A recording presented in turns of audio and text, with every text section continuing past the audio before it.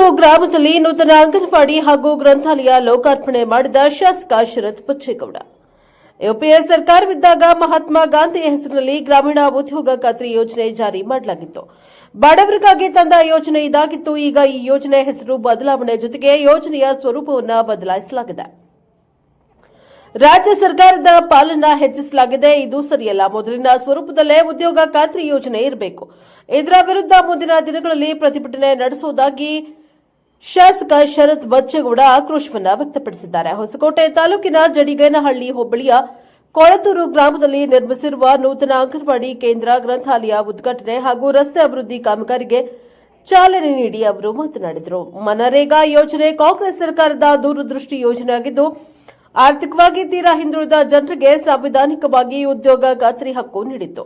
ಆದರೆ ಬಿಜೆಪಿ ನೇತೃತ್ವದ ಕೇಂದ್ರ ಸರ್ಕಾರ ಯೋಜನೆಯಲ್ಲಿನ ಅನುದಾನದ ಪಾಲನ್ನ 60x40 ಹಂಚಿಕೆ ಮೂಲಕ ರಾಜ್ಯ ಸರ್ಕಾರದ ಮೇಲೆ ಹೆಚ್ಚು ಹೊರೆ ಹಾಕ್ತಾ ಇದೆ. ತನ್ನ ತಪ್ಪನ್ನ ಮರೆಮಾಚಲು 100 ದಿನಗಳಿಂದ 125 ಉದ್ಯೋಗ ದಿನಗಳನ್ನು ಏರಿಕೆ ಮಾಡಲಾಗುತ್ತಿದೆ ಎಂದು ಬಿಂಬಿಸ್ತಾ ಇದೆ ಎಂದು ಟೀಕಿಸಿದ್ದಾರೆ. ಇನ್ನು ಜನವರಿ 8ರ ನಂತರ ಮುಖ್ಯಮಂತ್ರಿ ಬದಲಾವಣೆ ವಿಚಾರ ಹೈಕಮಾಂಡ್ ಪಕ್ಷಕ್ಕೆ ಬಿಟ್ಟಿದ್ದು. ಈಗ ಇರುವ ಎಲ್ಲ ಶಾಸಕರು ಒಗ್ಗಟ್ಟಿನಿಂದ ಸರ್ಕಾರ ಸುಭದ್ರವಾಗಿ ನಡೆಸುತ್ತಿದೆ. ಮುಂದೆ ಸಹ ಹೈಕಮಾಂಡ್ ತೀರ್ಮಾನಕ್ಕೆ ನಾವು ಬದ್ಧ ಎಂದು ತಿಳಿಸಿದ್ದಾರೆ. Bureau report Tejas Tavarekere, Prajapower news, Hosakote. ಮತ್ತೆ ನಾವು ಕೊಟ್ಟಿರ್ತಕ್ಕಂಥ ಯೋಜನೆಗಳು ತಳ ಸಮುದಾಯಗಳಿಗೆ, ಬಡವರಿಗೆ ಆಗ್ತಿರ್ತಕ್ಕಂಥ ಅನುಕೂಲಗಳನ್ನ ದೇಶಕ್ಕೆಲ್ಲ ವಿಶ್ವಕ್ಕೆ ನಾವು ಮಾದರಿಯಾಗಿದ್ದೀವಿ. ಅದರಿಂದ ಅವರೆಲ್ಲರೂ ನೋಡಿದ್ರೆ ತಿಳಿಸ್ಬೇಕು, ನಾವು ಕೂಡ ನೋಡ್ಕೊ ಬರ್ತೀವಿ. ನಾವು ಅದನ್ನ ಅವರು ಬಂದು ಹೈಕಮಾಂಡ್ ಏನು ತೀರ್ಮಾನ ತಗೊಂಡ್ರೆ ನಾವೆಲ್ಲರೂ ಕೂಡ ಅದಕ್ಕೆ ಬದ್ಧವಾಗಿದ್ದೀವಿ. ಇವತ್ತು ಅವರು ಏನು ಸೂಚನೆಯನ್ನು ಕೊಡ್ತಾರೋ 140 ಕಾಂಗ್ರೆಸ್ ಶಾಸಕರುಗಳಿದ್ದೀವಿ. ಯಾರ ಭಿನ್ನಾಭಿಪ್ರಾಯನೂ ಕೂಡ ಇಲ್ಲ. ಮುಖ್ಯಮಂತ್ರಿಗಳು, ಉಪಮುಖ್ಯಮಂತ್ರಿಗಳು ಉತ್ತಮವಾದಂಥ ಸರ್ಕಾರನ ಕೊಟ್ಟಿದ್ದೀವಿ, ಆಡಳಿತ ಮಾಡ್ತಾಯಿದ್ದೀವಿ, ಅಭಿವೃದ್ಧಿ ಕೆಲಸಗಳನ್ನ ಮಾಡ್ತಾಯಿದ್ದೀವಿ. ಹೈಕಮಾಂಡ್ ಏನು ಸೂಚನೆ ಮಾಡುತ್ತೋ ಆ ಸೂಚನೆಗೆ ನಾವೆಲ್ಲರೂ ಕೂಡ ಬದ್ಧ. ಇವತ್ತು ನಾವು ನಮ್ಮ ಕೊಳತೂರು ಗ್ರಾಮದಲ್ಲಿರ್ತಕ್ಕಂಥ ಶಾಲೆ ಆವರಣದಲ್ಲಿ ಒಂದು ನೂತನವಾದಂಥ ಅಂಗನವಾಡಿ ಕಟ್ಟಡದ ಉದ್ಘಾಟನೆ ಕಾರ್ಯಕ್ರಮ ಮಾಡಿ, ಲೋಕಾರ್ಪಣೆ ಮಾಡಿ, ಅಲ್ಲಿ ಸುಮಾರು 25 ಮಕ್ಕಳು ಅಲ್ಲೇ ಬಂದು ವಿದ್ಯಾಭ್ಯಾಸ ಶಿಕ್ಷಣ ಪಡ್ಕೋತಾ ಇದ್ದಾರೆ.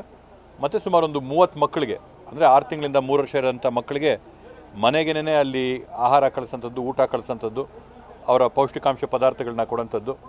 ಸುಮಾರು 15 ಜನ ಗರ್ಭಿಣಿಯರು, ಬಾಣಂತಿಯರಿಗೆ ಅಲ್ಲಿ ಸೌಲಭ್ಯಗಳೆಲ್ಲ ತಲುಪಿಸೋಕ್ಕೆ ನೂತನವಾದಂಥ ಕಟ್ಟಡನ ಕಟ್ಟಿ ಅದನ್ನ ಲೋಕಾರ್ಪಣೆ ಮಾಡಿದ್ದೀವಿ.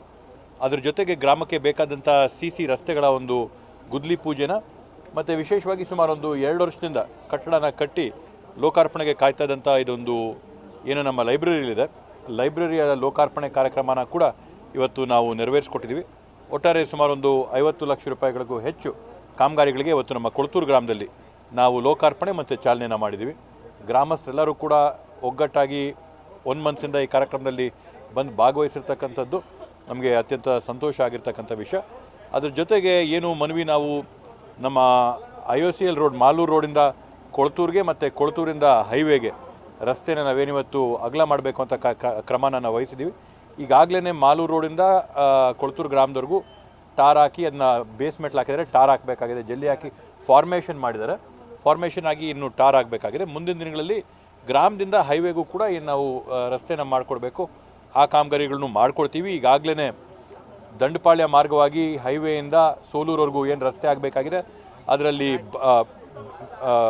ಬೇಸ್ ಕೋಟ್ ಹಾಕೋರು, ಇನ್ನು ಟಾಪ್ ಕೋಟ್ ಹಾಕಬೇಕಾಗಿದೆ. ಬಟ್ ಅಲ್ಲಿ ಮೆಟ್ಲಿಂಗು ಮಾಡಿದ್ದಾಯಿತು, ಟಾರ್ ಹಾಕಿದ್ದು ಆಯಿತು. ಒಂದು ಟಾಪ್ ಕೋಟ್, ಒಂದು BM, ಒಂದು BC ಒಂದು ಹಾಕಬೇಕಾಗಿದೆ. ಆ BC ಹಾಕಿದರೆ ಆ ರಸ್ತೆನೂ ಕೂಡ ಇವಾಗ ಆಗಿರ್ತದೆ. ಮಹಾತ್ಮ ಗಾಂಧಿ ಉದ್ಯೋಗ ಖಾತ್ರಿ ಯೋಜನೆಯಲ್ಲಿ ಅನೇಕ ಕಾಮಗಾರಿಗಳು ಹೆಸರು ಬದಲಾವಣೆ ಮಾಡಬೇಕು ಅಂತ 5ನೇ ತಾರೀಕು ಪ್ರತಿಭಟನೆ. ಇವತ್ತು ನಾವು ನೋಡ್ದಂಗೆ BJP ಸರ್ಕಾರ ಕೇಂದ್ರದಲ್ಲಿ ಬಂದಾಗಿಂದನೂ ಕೂಡ ಯಾವುದೇ ಒಂದು ಗ್ರಾಮಸ್ಥರಿಗೆ ಅಥವಾ ಗ್ರಾಮೀಣ ಭಾಗದಲ್ಲಿರ್ತಕ್ಕಂಥ ರೈತರಿಗೆ ಅನುಕೂಲ ಆಗೋಂಥ ಒಂದು ಕಾರ್ಯಕ್ರಮ ಕೂಡ ನೋಡಿಲ್ಲ. ನಾವು ಫಸಲ್ ಬಿಮಾ ಅಂತ ಕೊಟ್ಟರು, ಆ ಫಸಲ್ ಬಿಮಾ ಅಲ್ಲಿ ಕೊಟ್ಟಿದ್ದಂಥದ್ದು ಬರೀ ಇನ್ಶೂರೆನ್ಸ್ ಕಂಪ್ನಿಗಳಿಗೆ ಅನುಕೂಲ ಆಯಿತು ಬಿಟ್ಟರೆ ಇನ್ನು ಬೇರೆ ಯಾರಿಗೂ ಅನುಕೂಲ ಆಗಿಲ್ಲ. ಏನು 6,000 ರೂಪಾಯಿ ವರ್ಷಕ್ಕೆ ಆಗ್ತಾ ಇದ್ದಾರೆ, ಅದರಿಂದ ಯಾವ ರೈತರಿಗೂ ಕೂಡ ಅನುಕೂಲ ಆಗಿಲ್ಲ. ದಿನೇ ದಿನೇ ಪೆಟ್ರೋಲು, ಡೀಸೆಲ್ಲು ಇವೆಲ್ಲ ಬೆಲೆಗಳು ಹೇಳ್ತಿರೋದು ನೋಡಿದ್ರೆ ರೈತನಿಗೆ ಕೈಯಲ್ಲಿ ಕಾಸು ಉಳಿಯೋದೇ ಕಷ್ಟ ಆಗೋದು. ಆ ಒಂದು ನಿಟ್ಟಿನಲ್ಲಿ ಇವತ್ತು ಉದ್ಯೋಗ ಖಾತ್ರಿ ಮಾಡಬೇಕು ಅಂತೇಳಿ ಯಾವ ಥರದಲ್ಲಿ ನಮ್ಮ ಹಕ್ಕುಗಳಿವೆ, ಫಂಡಮೆಂಟಲ್ ರೈಟ್ಸಲ್ಲಿ ರೈಟ್ ಟು ಎಂಪ್ಲಾಯ್ಮೆಂಟ್ ಅಂತೇಳಿ ನಾವೇನು ಉದ್ಯೋಗಕ್ಕೆ ಹಕ್ಕು ಮನಮೋಹನ್ ಸಿಂಗ್ ಅವರ ಸರ್ಕಾರದಲ್ಲಿ ಕೊಟ್ಟಿದ್ರು, ಇವತ್ತು ಅದನ್ನು ಕೂಡ ಕಿತ್ತಾಕಿದ್ದಾರೆ. ಅವರು ಸಪ್ಲೈ ಬೇಸ್ಡ್ ಬದಲು ಡಿಮಾಂಡ್ ಬೇಸ್ಡ್ ಅಂತ ಹೇಳ್ತಾರೆ. ಅಂದರೆ ಇವತ್ತು ನೀವೊಂದು ಪಂಚಾಯತಿಗೆ ಇಷ್ಟು ಲಕ್ಷನೇ ಕೆಲಸ ಮಾಡಬೇಕು ಅಂತಂದಾಗ ಅಲ್ಲಿ ಉದ್ಯೋಗ ಖಾತ್ರಿ ಎಲ್ಲಿ ಬಂತು, ಯಾರು ಆಯ್ಕೆ ಮಾಡಿ ಯಾವ ಪಂಚಾಯತಿಯಲ್ಲಿ ಎಷ್ಟು ಕೆಲಸ ಮಾಡಬೇಕು ಅಂತ ಮಾಡೋಂಥದ್ದು ಇವೆಲ್ಲೂ ಕೂಡ ಏನು ನಾವು ರೈಟ್ ಟು ಎಂಪ್ಲಾಯ್ಮೆಂಟ್ ಅಂತ ಮಾಡಿದ್ವಿ ಅದನ್ನ ಪೂರ್ತಿ ಆ ಯೋಜನೆನ ಮುಗಿಸೋಂಥ ಕೆಲಸ ಮಾಡಿದ್ದಾರೆ. ಅದ್ರ ಜೊತೆಗೆ ಏನು ನಾವು ನೋಡ್ತಾ ಇದ್ದೀವಿ, ಮಹಾತ್ಮ ಗಾಂಧೀಜಿಯವರೇನು ನಾವೆಲ್ಲ ಓದಿದಂಥದ್ದು ಪುಸ್ತಕಗಳಲ್ಲಿ ಎಲ್ಲರೂ ನೋಡಿದಂಥವ್ರು, ಫಾದರ್ ಆಫ್ ದ ನೇಷನ್ ಅಂದರೆ ಈ ಒಂದು ದೇಶದ ಪಿತಾಮಹ ಮಹಾತ್ಮ ಗಾಂಧೀಜಿ ಅಂತ ನಾವು ನೋಡಿದ್ವಿ. ಬಟ್ ಇತ್ತೀಚಿನ ದಿನಮಾನಗಳಲ್ಲಿ ಅವ್ರ ಹೆಸರನ್ನ ಅಳಿಸೋಂಥ ಒಂದು ಪ್ರಯತ್ನನೇ ನಡೀತಾ ಇದೆ. ಇವತ್ತು ಮಹಾತ್ಮ ಗಾಂಧಿಯವರ ಹೆಸರಲ್ಲಿದ್ದಂಥ ನರೇಗಾ ಯೋಜನೆ ಹೆಸರನ್ನ ಇವತ್ತು ಬದಲಾವಣೆ ಮಾಡಿದರೆ, ಕಿತ್ತಾಕಿದ್ದಾರೆ ಮತ್ತು ಆ ಯೋಜನೆಯೂ ಕೂಡ ಸಂಪೂರ್ಣವಾಗಿ ಹಾಳು ಮಾಡೋಂಥ ಪೂರ್ತಿ ಪ್ರಯತ್ನ ಮಾಡಿದರೆ. ಅದರಿಂದ ಇದರೆಲ್ಲರ ವಿರುದ್ಧವಾಗಿ ನಾವು ಪ್ರತಿಭಟನೆ ಮಾಡಬೇಕಾಗತ್ತೆ. ನಾವು ಹೋರಾಟ ಮಾಡಿ ನರೇಗಾನ ರೈಟ್ ಟು ಎಂಪ್ಲಾಯ್ಮೆಂಟು ಕೂಡ ಉಳಿಸ್ಕೋಬೇಕು ಮತ್ತು ವಿಶೇಷವಾಗಿ ಮಹಾತ್ಮ ಗಾಂಧೀಜಿಯವರ ಹೆಸರಲ್ಲಿ ಇಟ್ಟಂಥ ಕಾರ್ಯಕ್ರಮನ ಕೂಡ ನಾವು ಉಳಿಸ್ಕೊಳ್ಳೋಂಥ ಕೆಲಸ ಮಾಡಬೇಕು. ಕರ್ನಾಟಕ ಸರ್ಕಾರ ಕೆಲ ಸಮುದಾಯಗಳು ನೆಲಸಮ ಮಾಡೋದ್ರ ಮುಖಾಂತರ ಅಂದರೆ ಬುಲ್ಡೋಜರ್ ರೂಲ್ಸ್ ಜಾರಿ ಮಾಡಿದೆ ಅಂತ ಕೇರಳ ನಿಮ್ಮದೇ ಸರ್ಕಾರ ಎಲ್ಲಿ ಮಾಡೋರಪ್ಪ, ಎಲ್ಲಿ ಮಾಡೋರು?